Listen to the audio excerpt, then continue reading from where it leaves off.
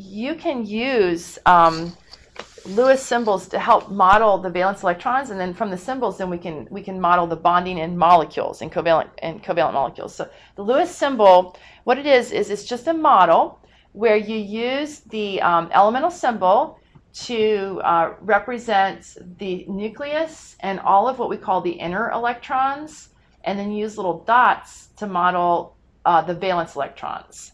Okay, so if we try to repeat what was on that previous page with the hydrogen, it's like a little snapshot of the periodic table: lithium, sodium,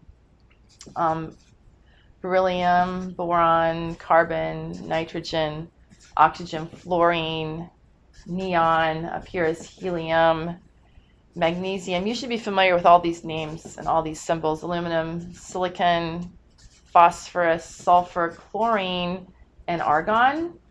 Okay, if I correlate that to this little chart that was just right here, and I'm going to draw Lewis symbols indicating, the valence electrons. So for hydrogen, of course, there's just one valence electron, and so the H is just modeling the nucleus. Helium, two valence electrons.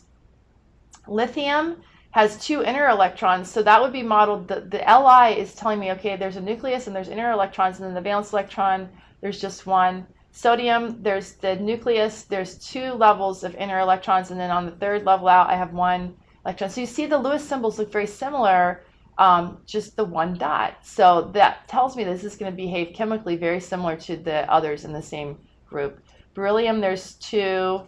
Magnesium, there's two. And there's some question, should I put the two dots next to each other, or I'm scratching this off, should I put the two dots like this? It depends on the level of your model. I will accept side by side or on either side, as long as you get the two right. It depends on whether or not you're going to take your model to the level of the orbital notation, and that's the SPDF. We're not in this class. You may have in your pre-AP or your AP chemistry class, but we're not in this class. We're doing a very, very basic Lewis symbol. So for me, it doesn't matter, just as long as you get the right number. All right, so there's 3 valence electrons for both boron and aluminum. Carbon and silicon both have 4. I can model it like that. Nitrogen has 5, so I have to start doubling up. Same with phosphorus, oxygen. And again, it doesn't matter where you put the dots, as long as you you have to start, once you get past 4, you have to start doubling up, but it doesn't matter if the double's right here or on top or whatever. Okay, and then for fluorine and chlorine, we know there's 7.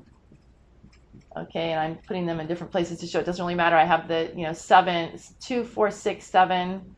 And then for helium, of course, there's only 2, and that's because that first level, the valence is considered full with 2. But for these other noble gases, they have 8 valence electrons. And so we consider normally, for most cases, a full valence or a satisfied valence is when you have 8 electrons in the valence shell. And helium, of course, is satisfied with 2. And since hydrogen is very, very tiny, when it bonds, it is satisfied with 2. And we'll talk more about that in a little bit. But you can see how the repetitive nature of the Lewis structures is telling me, okay, the outer electrons, the number of electrons on the surface of these elements is consistent down the groups. That's why within a group we have similar chemical behavior and similar what we call bonding behavior.